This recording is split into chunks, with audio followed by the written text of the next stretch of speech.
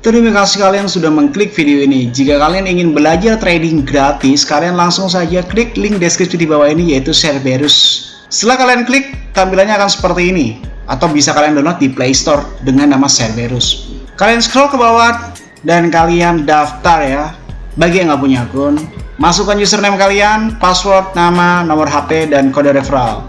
Setelah itu kalian klik register. Dan jangan lupa untuk nomor handphone adalah nomor handphone kalian yang aktif. Kode referral dikosongkan, tidak apa-apa. Setelah itu tampilannya akan seperti ini. Dan jika kalian ingin mengetahui sesuatu tentang entitas atau belajar trading, kalian langsung klik tutorial dan arahkan sesuai dengan apa yang kalian mau. Entah itu Indodax, entah Binance, entah itu OKX, atau Cerberus itu sendiri. Dan kalian bisa langsung belajar trading di dalam sini. Dan apabila kalian ingin mengikuti Cerberus alias copy trading otomatis, kalian langsung bisa hubungi nomor di bawah ini dengan tampilan biaya per tahun 3 juta rupiah untuk member reguler dan 30 juta rupiah untuk member eksklusif. Dan jika kalian masih tidak mengerti tentang apa itu Cerberus, tinggal kalian klik tutorial, lalu arahkan ke Cerberus dan kalian klik apa itu Cerberus. Dan silahkan luangkan waktu kalian 20 menit, jangan di skip, maka kalian akan mengerti apa itu Cerberus. Dan selamat menonton materi kali ini.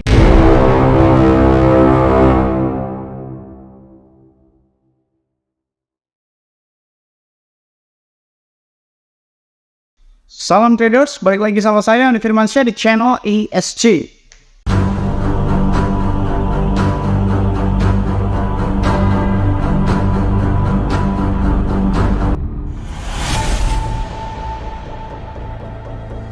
Oke, kali ini kita bahas tentang sedikit fundamental ya, drama Ripple yang katanya dihack. Oke, lo bisa bilang bahwasannya, gue telat bang bahas ini. Bukan masalah telat atau enggaknya ya, tapi ada misteri di balik misteri. Seperti apa misterinya? Tonton saja video ini sampai habis. Sebelum itu, di video kemarin sudah saya dengarkan bahwasannya saya open posisi short ya, open posisi short dan gak ada kode-kodean, ya kan? Di dalam video ini gak ada kode-kodean, saya benar-benar pure ya. Di beberapa video ini kurang lebih udah hampir 1 bulan inilah saya kasih signal-signal gratis, oke? Dan ternyata terjadi harga dari 43.400 langsung ke area 42.400. Sedangkan saya open di sekitar 42.800.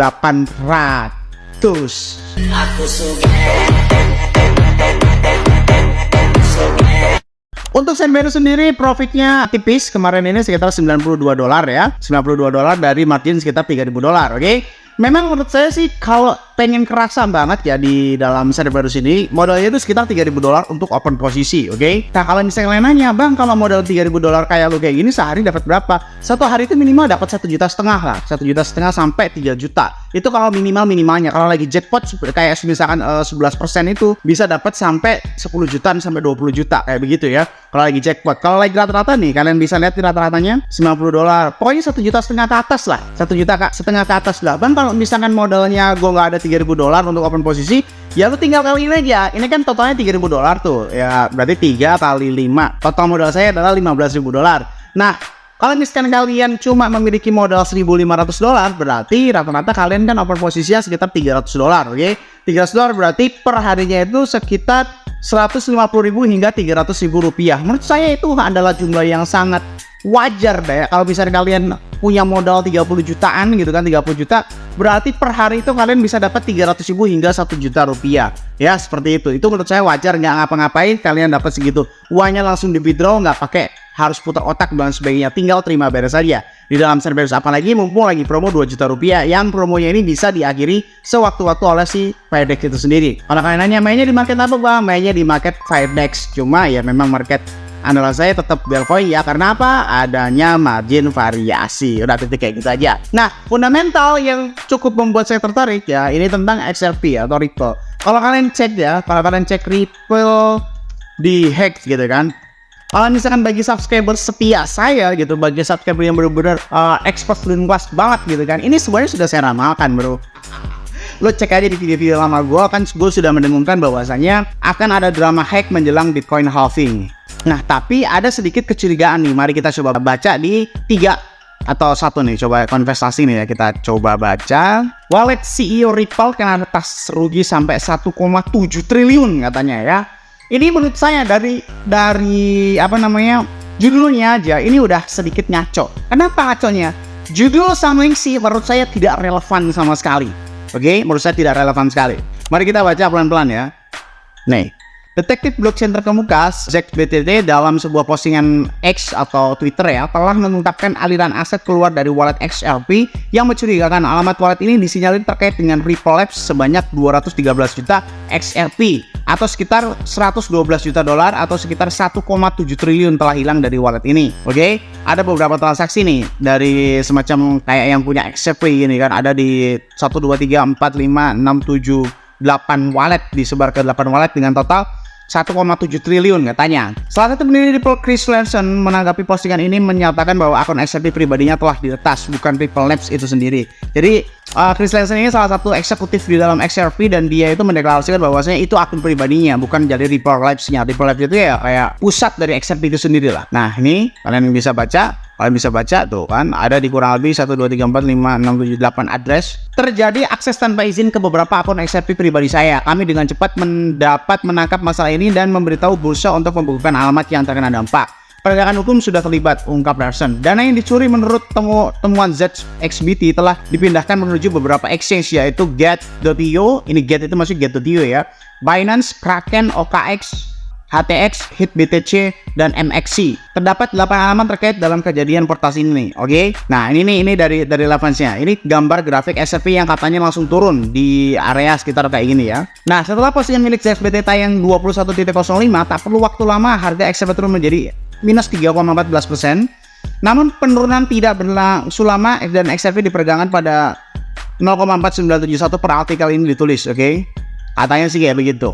Nah, ada beberapa kejanggalan pertama. Yang kejanggalan pertama ini nih, sudah memberitahu bursa untuk dibekukan alamat. Sudah memberitahu bursa dibekukan alamat. Di dalam CNBC Indonesia juga kurang lebih seperti itu ya beritanya.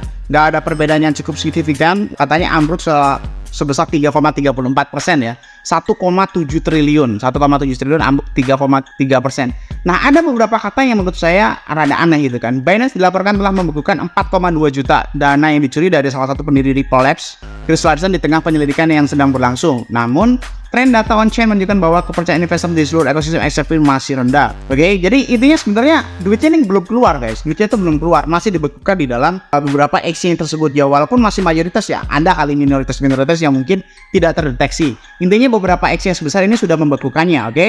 Dan ini menyebabkan 28 dompet paus telah keluar atau mengurangi posisinya antara 28 Januari hingga 3 Februari. Oke, waktunya menunjukkan bahwa dompet salah satu pendiri Ripple Labs yang diretas sebesar 120 juta mungkin telah membuat takut para investor paus. Jadi sebenarnya 1,7 triliun ini masih tanda tanya, masih dibekukan dan belum keluar sama sekali. Oke, seperti itu. Dan itu bisa dikatakan karena semua yang dipakai itu adalah market checks ya, atau centralized exchange itu dinyatakan sebagai transaksi tidak valid. Bisa kejadian seperti itu bisa karena dia checks ya, bukan DEX. Saya juga nggak tahu kenapa dipindahnya ke market checks gitu, bukan DEX. Mungkin tujuannya langsung di withdraw ke dana pribadi. Sebenarnya rada bego juga sih hackernya. Kejanggalan yang pertama, oke? Kejanggalan pertama, masa iya sekelas eksekutif XRP sanggup di-hack, oke? Bitcoin atau crypto atau blockchain adalah peer-to-peer yang tidak bisa di-hack sama sekali kecuali memang ada celah dan diberikan oleh celah oleh si usernya itu sendiri. Jadi menurut saya dari kejanggalan pertama itu, menurut saya memang ini nggak masuk akal banget kok. Sekelas eksekutif XRP bisa di-hack gitu kan, kecuali memang diretas atau memang sengaja ada diberlakukan pelemahan. Ini menurut saya hoax. Ini hoax saja gitu. Menurut saya hoax. Lalu yang kedua, dana yang ditransfer itu kenapa tidak ke DEX? Ya, kenapa tidak ke decentralized exchange, malah ke cek semuanya? Yang notabene kalau dana ditransfer ke cek, oke, itu berarti bisa dibekukan dan bisa dinyatakan transaksi tidak valid. Masa iya hacker sebego itu gitu loh, mindahin langsung ke centralized exchange? Di mana-mana kalau hacker yang jago langsung lah membuat yang DEX di mana tidak bisa dibekukan oleh pihak manapun, oke? Jadi lucu aja gitu, langsung dicairin ke dalam ceknya, jelas-jelas ketahuan lah kayak gitu. Harusnya bikin aja DEX, entah itu Trustwallet, entah token, entah Flock Delta, ataupun segalanya tentang DEX. Itu semuanya langsung dipindahin ke DEX. Ngapain ke cek ya? Bego banget itu, bisa membobol eksekutif XRP tapi tidak sanggup berpikir bedanya DEX sama cek. Itu kan tolol menurut saya ya. Ini jadi udah rada nggak nyambung. Itu yang kedua. Lalu yang ketiga, mayoritas aset sudah dibekukan ya. Mayoritas aset sudah dibekukan. Jangan-jangan memang ini beritanya atau bad news ini disengaja oleh XRP itu sendiri supaya bisa nyerap bawah sebelum pre-halving. Karena kejadian ini ya 28 paus itu menarik XRP-nya karena hilang trust dari si XRP itu sendiri. Jadi sebenarnya down-nya XRP ini bukan disebabkan oleh dananya yang hilang, karena dananya memang belum hilang, dibekukan. Nah, efek dari, kalau bahasa Sundanya lata ya, efek dari berita ini membuat lata atau membuat trigger atau membuat pemicu 28 paus XRP ini mengambil keputusan yang cukup ekstrim, yaitu keluar dulu dari entitas XRP itu sendiri, yang mengakibatkan harganya drop. Tetapi dropnya kok cuma sekitar 3% gitu kan. Padahal kalau menurut CoinMarketCap, duit 1,7 triliun itu menurut saya cukup besar kalau dibandingkan dengan kapitalisasi pasar XRP. Itu harusnya lebih dari 10% ini kan ya. Di sini perbandingannya adalah 1,86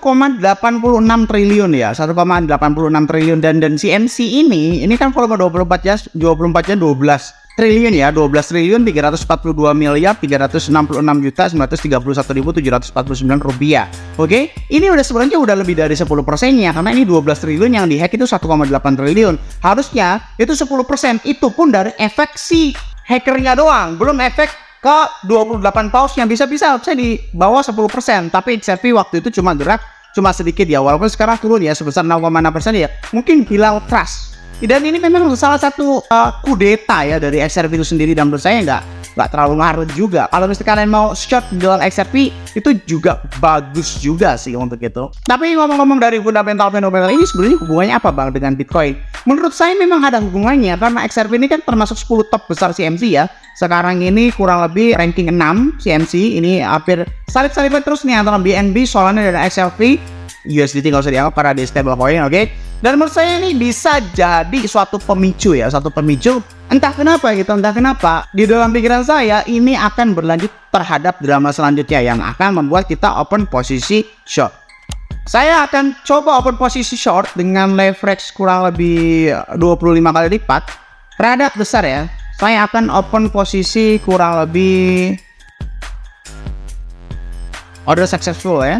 Saya akan open posisi kurang lebih sekitar $10.000 di leverage 25 kali lipat, dan nanti memakai mode margin variasi. Saya yakin harga Bitcoin akan tetap turun untuk di Februari ini. Bahkan saya menebak di dalam Februari ini Bitcoin akan mencapai kepala 3. Dasarnya dari mana bang? Dasarnya dari fundamental yang memang sudah terjadi, dirancang mulai dari kecil akan menjadi besar. Dirancang dari top 10 CMC, nanti tiba-tiba nyenggol Bitcoin, nanti ujung-ujungnya juga ada aja deh drama-drama seperti itu. Keyakinan saya di dalam Februari ini Bitcoin akan kepala 3, apalagi halving sudah sangat dekat sekali, udah hitungan 2 bulan kurang lebih ya, oke? Tapi kalau misalnya kalian gak mau ribut, tetap ya udah ikut aja baru saja, nggak usah mikir. Semoga bermanfaat video ini saya sampaikan. Jangan lupa klik like, comment, dan subscribe. Logikanya kalau kalian subscribe, ngapain saya buat video lagi, dan share ke teman kalian agar teman kalian tahu apa yang kalian tahu. Saya Andi Firmansyah, use your logic, dan salam traders.